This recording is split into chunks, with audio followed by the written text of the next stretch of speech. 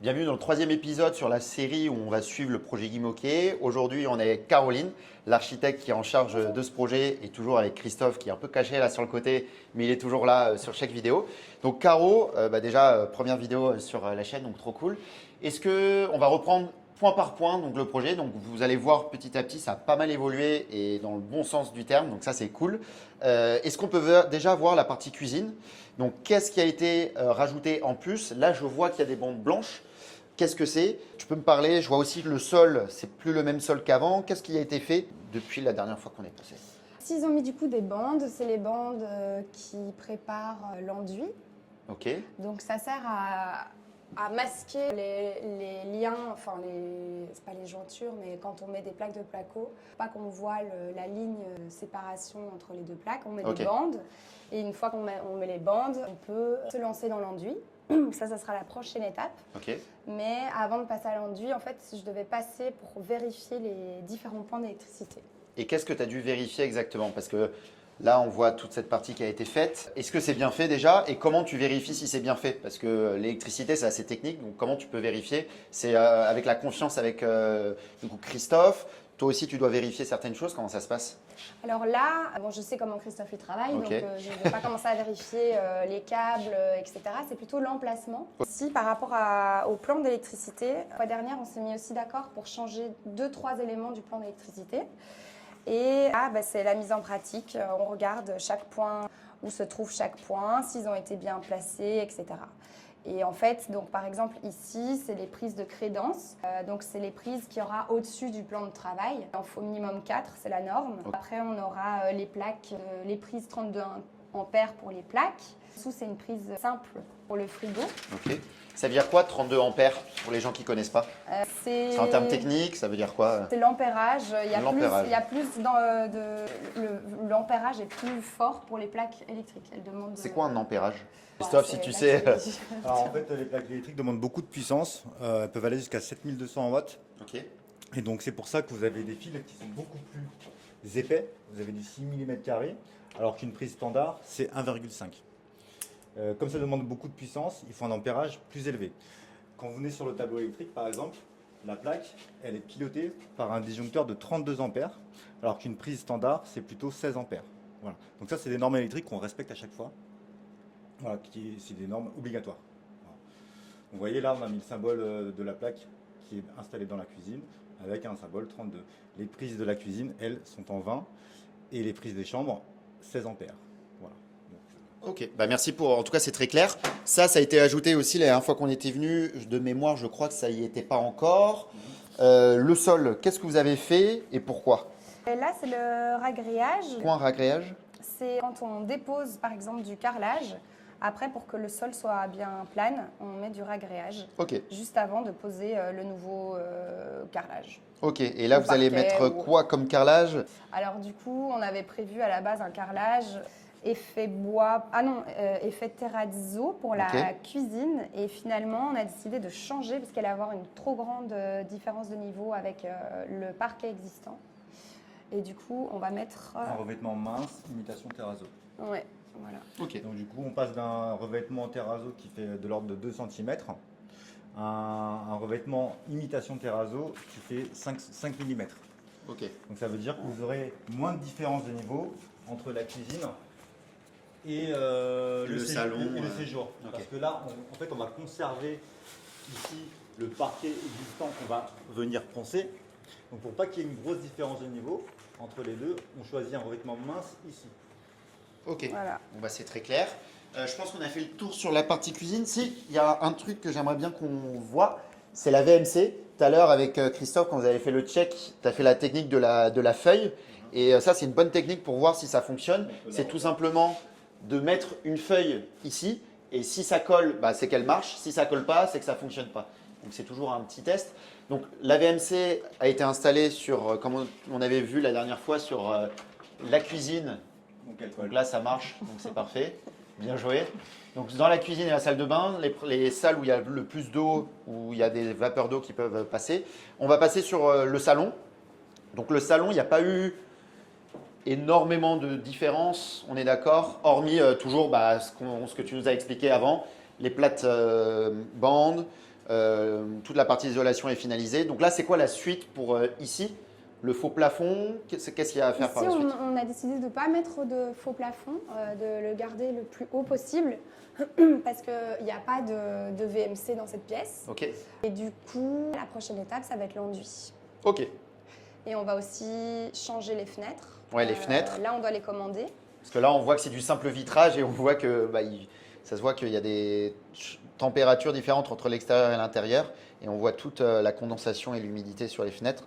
Et de toute façon, elles mettent combien de temps environ les fenêtres à arriver en règle générale? Alors nous, on travaille avec un fournisseur français qui est basé en Bretagne. Et, Ils sont très bons les Bretons en règle générale. ouais. Et ce que j'aime bien avec eux, c'est que quand on passe commande, le délai de livraison est respecté à chaque fois. Et c'est des produits qu'on peut configurer comme on veut. Donc ici, on aura un double vitrage avec une isolation thermique renforcée Ok. en PVC. Voilà. Les livraisons, ça arrive souvent, les problèmes de livraison, parce que je sais qu'on a des clients qui peuvent se plaindre, par exemple, d'un retard de chantier. Donc les retards de chantier, ça peut venir parfois en effet de l'artisan. Mais comment vous arrivez à vous organiser pour éviter des retards à cause, par exemple, des délais de livraison de produits comme les fenêtres, où je sais que les fenêtres, ça peut mettre du temps? Aujourd'hui, je travaille uniquement avec un seul fournisseur. Ok. Jusqu'à maintenant, j'ai jamais eu de problème avec lui. Donc je continue avec lui. Et au niveau des délais, c'est raisonnable et c'est toujours respecté. Eh ben, nickel. Donc c'est important de s'entourer de personnes ou de fournisseurs qui sont fiables. Ouais. Donc, parfois, ne pas hésiter à mettre un peu plus cher, mais au moins tu sais qu'ils sont fiables et que quand ils donnent une date, ça arrive à cette date, plutôt que t'inquiète, ça va arriver, mais 2 semaines plus tard, tu l'as toujours pas. Ouais.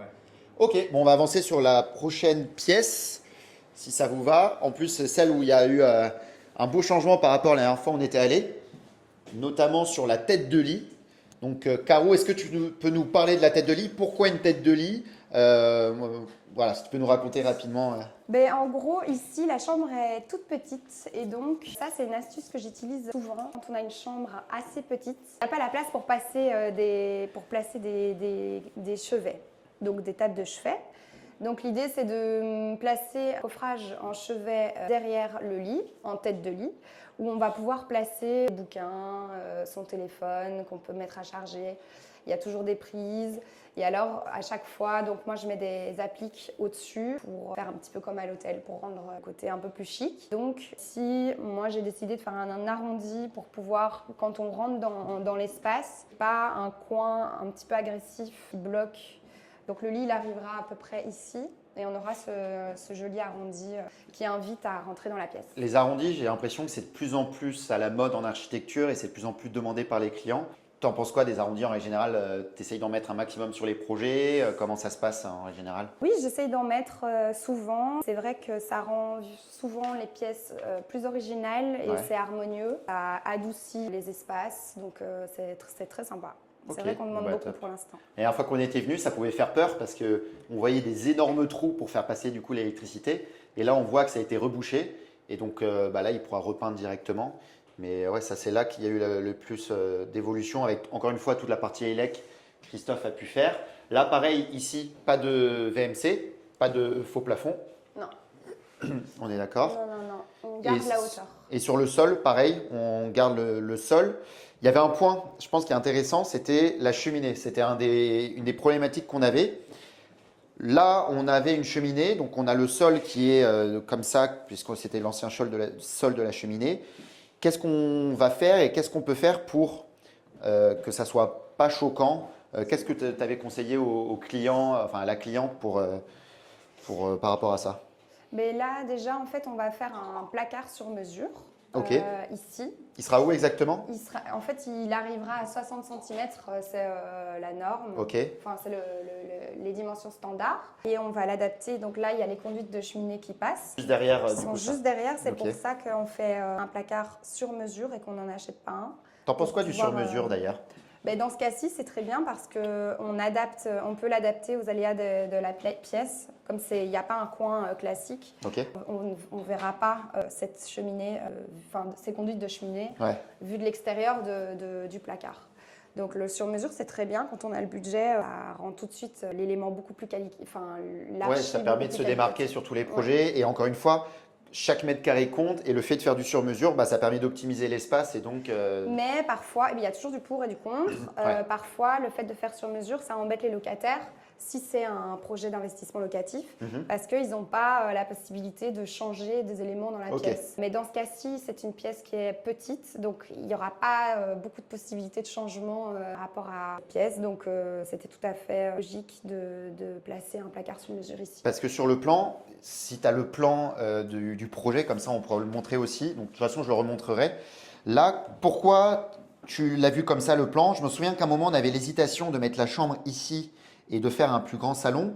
Est-ce que tu peux me redonner voilà, les grandes lignes de pourquoi tu l'as, avec bien sûr la cliente, mais pourquoi vous avez pensé à ce type de reconfiguration?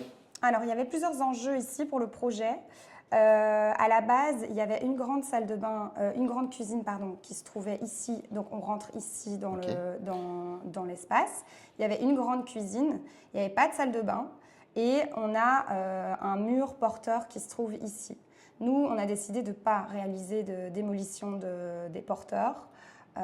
Et donc, parce que ça demande beaucoup de travaux en plus, des IPN, etc. De temps et d'énergie aussi. C'est pas toujours rentable de faire ça. Voilà. Hormis c'est pour un projet de résidence principale, là je peux comprendre, mais pour un projet locatif comme ça, il faut aller droit au but. Et donc ici, on devait ajouter une salle de bain et aussi voir quelle pièce on allait privilégier pour le grand espace. Ok. Parce que ce n'était pas évident, c'était ça le côté un peu plus compliqué du projet. Donc ici, la salle de bain, on l'a placée ici parce que les évacuations d'eau usée et d'eau vanne se trouvaient ici. Donc là, pas le choix. Pas le choix. En plus, bon, c'est chouette parce qu'on a une fenêtre. Et en fait, donc, on a décidé, entre guillemets, de sacrifier la cuisine et de la laisser dans l'entrée parce qu'il fallait qu'on soit tout près des évacuations. Donc ça, c'était aussi un enjeu. Et après, donc, on a mis la chambre attenante à la salle de bain, c'était logique. Et on a gardé la grande pièce pour le séjour. Et ce que j'explique souvent, en fait, le but, c'est vraiment d'avoir le meilleur rapport superficie-loyer quand on fait un investissement immobilier et que chaque mètre carré soit optimisé.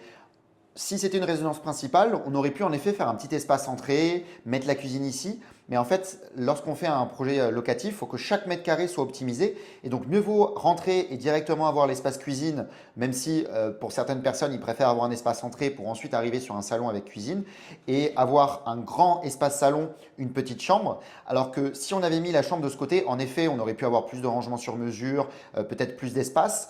Cependant, il faut toujours avoir une pièce de vie qui est plus grande que la chambre. Donc la chambre, il faut que ça soit voilà, standard. Il n'y a pas besoin forcément qu'elle soit énorme. Mais rien d'avoir un coin séjour et un coin nuit, ça fait énormément de différence d'un point de vue quotidien lorsqu'on vit. Et d'un point de vue rentabilité, en fait, ça permet forcément de doper la rentabilité parce qu'on a un coin nuit.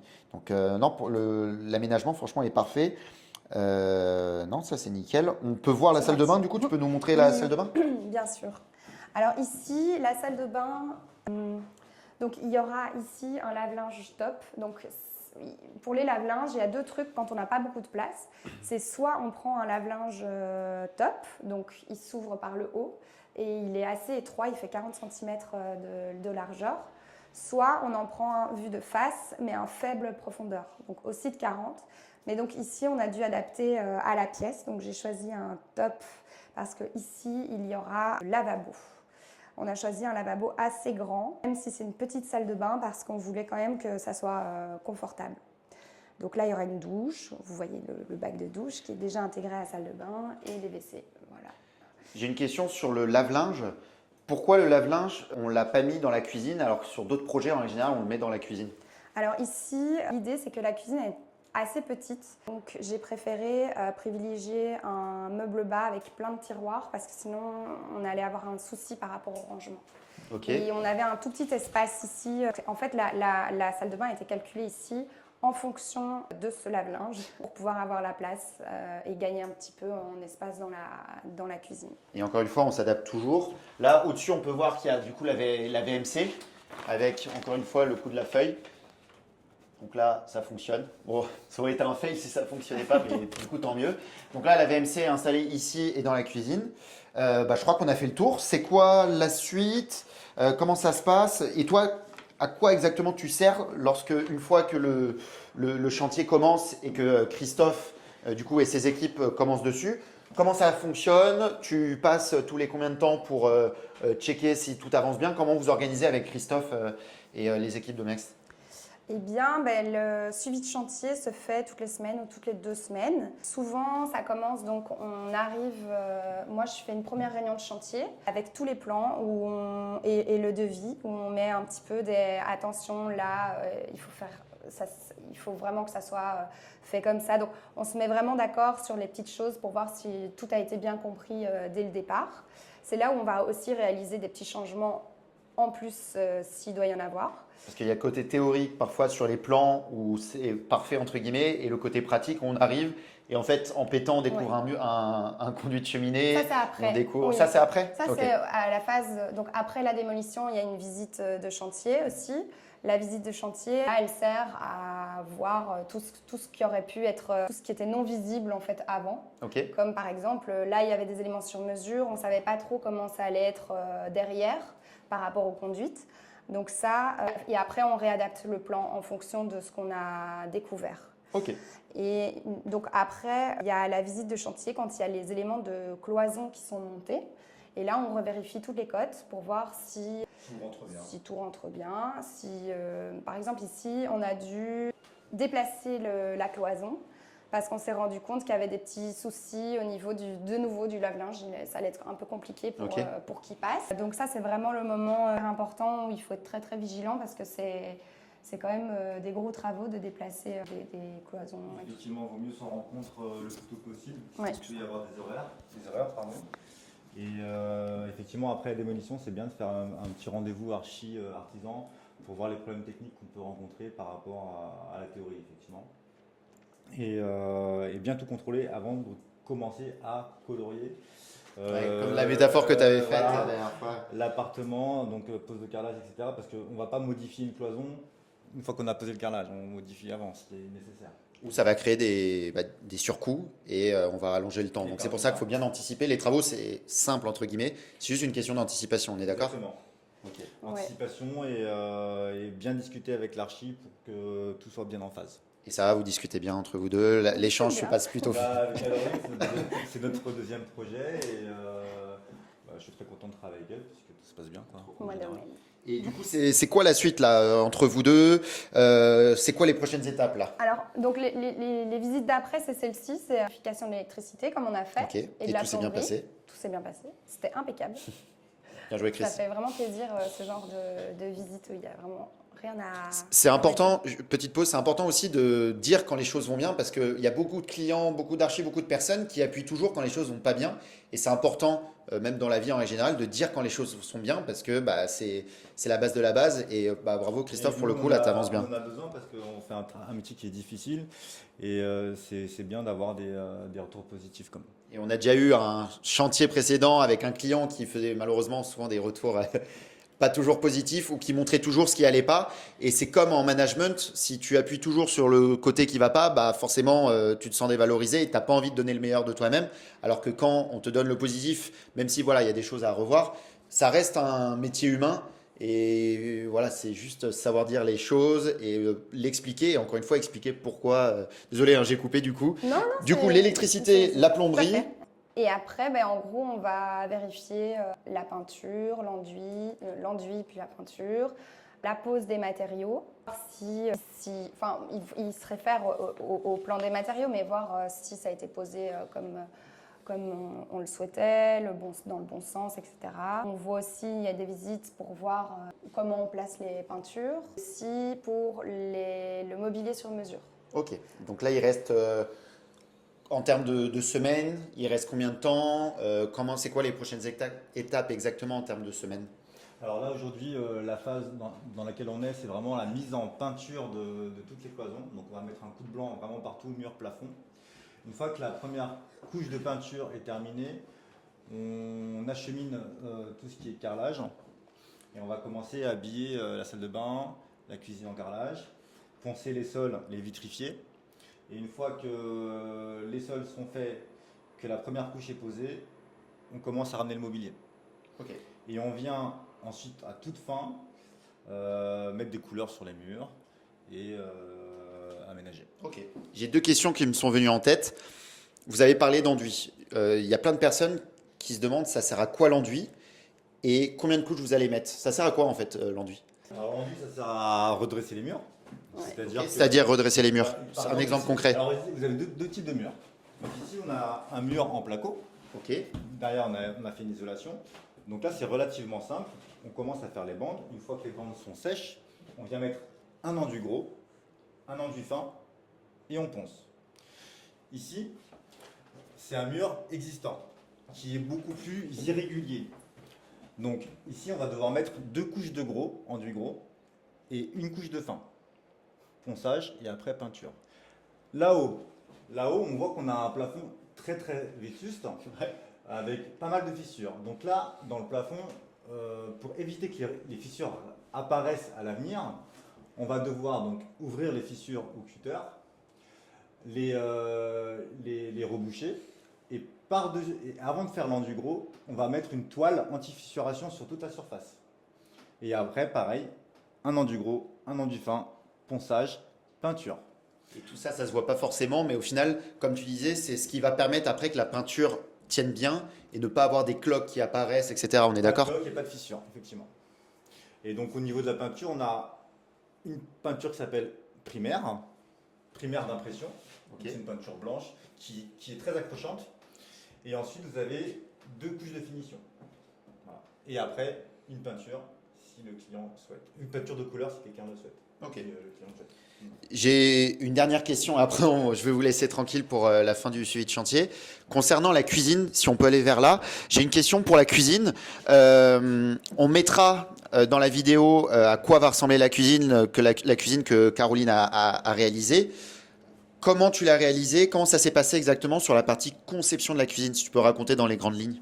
La cuisine, en gros, on va chez le fournisseur. Donc là, vous êtes passé, là on est passé par Ikea pour Par ce Ikea. projet. Donc en Ce gros, qu'on conseille ouais. souvent pour du locatif. Oui, parce que c'est très qualitatif et pas très cher, en gros. Et donc l'idée, c'est de faire, moi ce que je fais à chaque fois au préalable du projet, je fais un mood board, mais même avant que le client signe le devis, etc. Où déjà j'anticipe et je fais déjà des propositions d'ambiance de cuisine. Ok.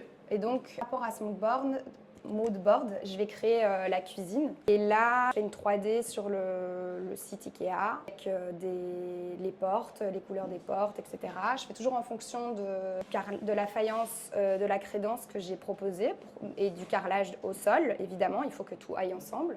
Après, je fais un petit mix entre le choix des électroménagers de chez Ikea et d'autres fournisseurs pour essayer de diminuer les coûts un maximum, vu que c'est un investissement locatif. Et puis en gros, je le propose à la cliente et puis elle valide ou non, il y a des échanges. Et ce qu'on recommande sur les projets locatifs, c'est vraiment lorsqu'on a par exemple une cuisine Ikea qui est plutôt simple, miser sur une faïence qui sort du lot. Par exemple, aller plus chercher quelque chose comme du Leroy Merlin ou d'autres marques que Caroline connaît mieux que moi, où on peut aller se démarquer. Ça permet vraiment, la faïence, de vraiment se démarquer et de créer l'effet waouh et créer du charme. Et la base de la base, la cuisine, elle peut être classique, mais c'est bien en effet de rajouter une faïence qui sort du lot. Ensuite, sur une cuisine classique, sur du locatif, qu'est-ce que tu mets? Tu mets un frigo, tu mets un congélo, tu mets un lave-vaisselle. Comment ça se passe exactement? Quel type d'électroménager tu mets sur un projet locatif en règle générale? Alors quand c'est une petite cuisine, très souvent, ce qu'on va faire, c'est qu'on va mettre le frigo en dessous des plaques. On a déjà gagné beaucoup de place grâce à ça, donc on ne va pas proposer des grands réfrigérateurs. Avec congélo dans le réfrigérateur ou juste freezer? Il y a un petit congélateur. Petit toujours congélateur. intégré. Ok. Ça, on est toujours content d'avoir ça pour mettre ces petits Oui. produits Picard, Ouais. petits manchons de poulet. Ensuite, ce qu'on fait, c'est, moi, ce que j'ai prévu, c'est quand même un meuble bas avec des tiroirs. Ok. Ça permet d'avoir des rangements et ça sépare l'évier des plaques. Il faut que ça soit le plus éloigné possible par rapport à l'électricité et l'eau. Et donc, en dessous de l'évier, il y aura des tiroirs avec des poubelles. Ok. Intégrées pour pas qu'il y ait des poubelles qui traînent dans la cuisine qui est déjà assez petite. Et puis au-dessus, ça sera que des meubles hauts avec un Meuble haut toute hauteur sur ce projet ou pas toute hauteur? Pas toute hauteur. Ok. On a pris à 80. Et il y aura un micro-ondes dans un des meubles hauts. qui sera intégré. Qui sera intégré. Ok, Pour gagner de merci la Caro en tout cas, merci Christophe. Voilà. On a fait le check et je vous dis à la prochaine pour le prochain épisode avec, j'espère, encore plus d'avancées. Et merci à tous les deux et merci à l'équipe et on se dit à la prochaine. Merci beaucoup.